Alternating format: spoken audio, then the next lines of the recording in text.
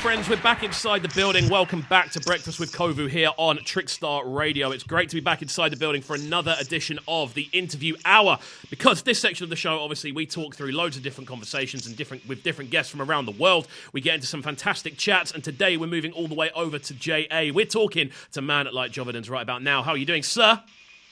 I'm good, bro. I'm good. You? I'm good, sir. It's great to get you on the line. How's your what time is it over there, first of all?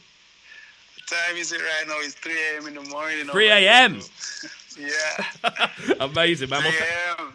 Well, thank you for staying up and jumping on the line. I've been looking forward to this one for a minute. Obviously, we've had the conversation locked in for a little while, and I'm really looking forward to chatting to you, man, and getting to know your sort of sound, your background, and everything along those lines. So, yeah. Yeah, bro. It should be a good one. So, going back to the sort of beginning, music-wise, for yourself, just to get a general bit of background, what was your first sort of input into making music more than anything else? What was the thing that really pushed you into doing it? What really pushed me is like my background is growing up. Me and my friend, he passed away though, probably 7 years ago.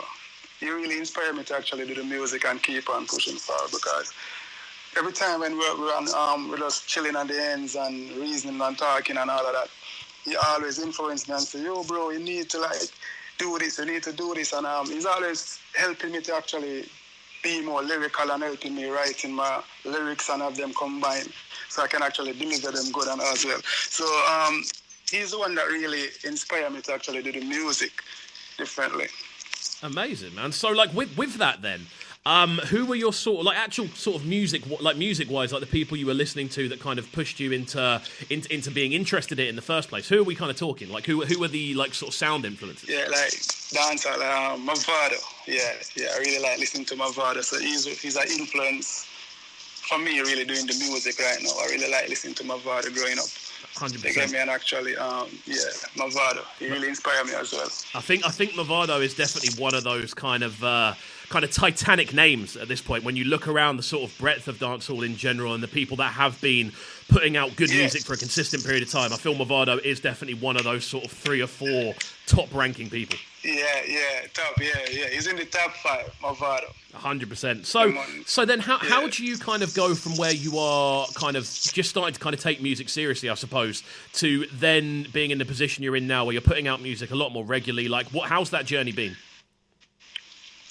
It's been really good. I really took up the music really serious when I was in high school, roughly 9th grade. I really took up the music seriously, and I've been recording from then, but I haven't putting out any singles on YouTube or anything. I was just recording, and I'm also actually put out my songs on YouTube when I actually leave high school.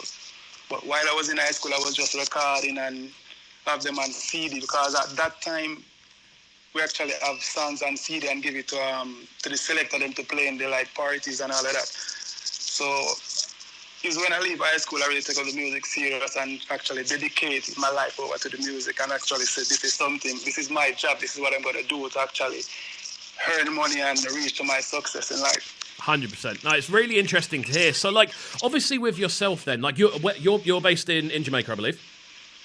Yeah, I'm based in Jamaica, Kingston, Jamaica. In Kingston, okay, cool. So, obviously, something that I always find so interesting with these conversations is looking at how just sort of general music scenes are from different places around the world. I mean, we speak to people from literally different continents every day on this show. So, what's kind of going on in Kingston right now, music-wise? What's the sort of sound that's popping?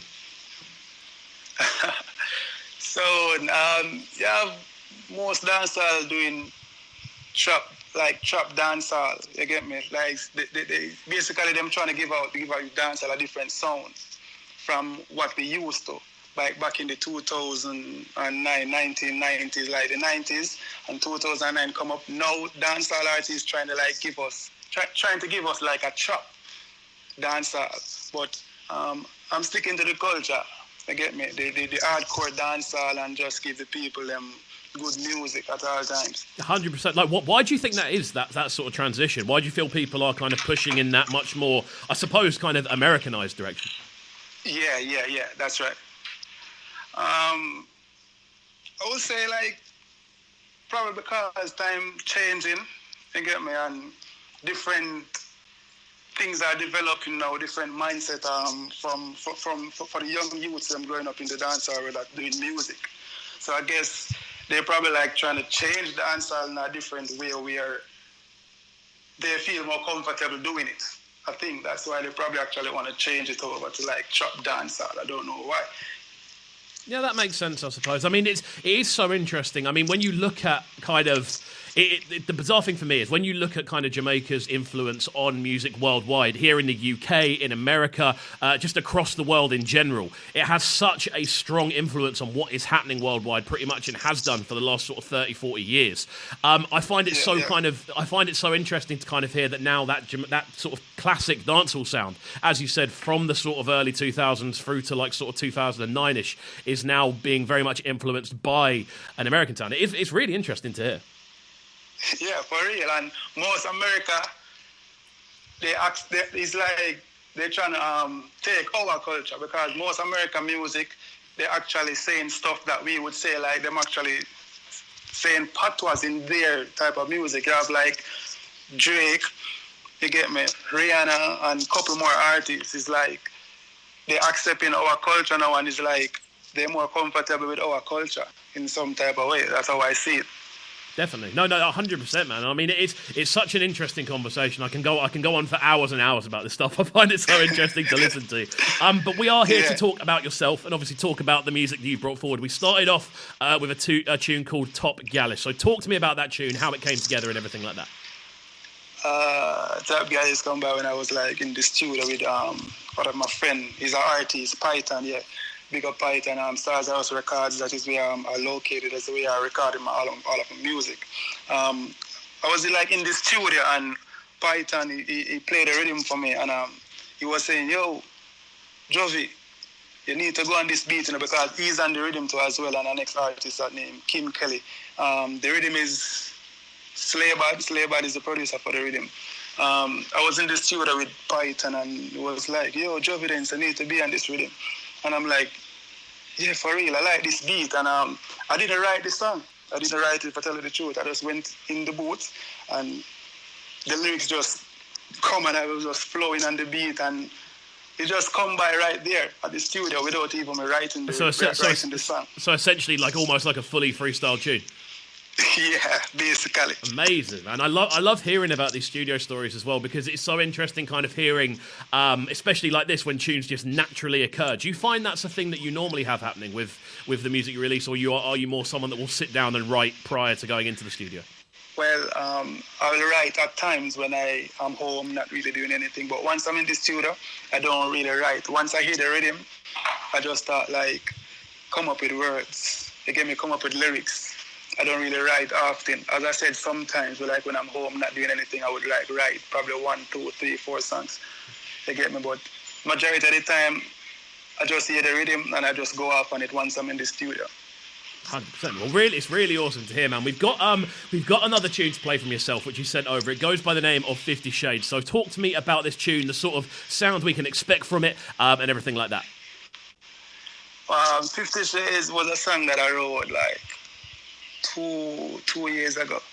I got the rhythm from a producer named DJ Rockers, and he sent me the rhythm. But I was writing a song for that specific rhythm, and I write the song, and it's like, I'm saying, no, I'm not feeling this. I write the other one, I'm like, no, I'm not feeling this. Then I put down my book and my pens, and I was like, listen to the rhythm, saying, man, it's like, I remember the song that I did from 2 years ago, and I was like freestyling the song and the beat, and I'm like, yeah, this is the song I'm going to actually put on the rhythm. You get me? And the next day I just went to the studio, the same Stars House studio. I went to that studio and just voiced the song. You get me? And put out that project. And from a record, that song is like everybody seemed to like it. You get me? They said it's a very nice song. I should actually be promoting it more, but I didn't promote it as well. But they said it's a nice song and people love it. There we go. Well, I'm looking forward to getting into it this morning, man. I'm really looking forward to jumping into this one. We are live on Trickstar Radio, live from the south coast of England right about now. It's just gone 12 minutes past 9. Before we jump into this tune, though, I'd like people to be able to get in contact with you and obviously follow you up if they're enjoying the sounds. What is the best social media tag for people to get hold of you on? The best thing I know is Instagram. Yeah, Instagram. Everyone can actually get me at Jovidenz _music. Perfect. You get me, just hit me up on that, and you all get a feedback from me right there. Amazing stuff. We're going to get into this one right about now. Don't go anywhere, my friends. It's the interview hour here on Breakfast with Kovu. This is Breakfast with Kovu, bringing you them morning flavours on Trickstar Radio. Trickstar Radio.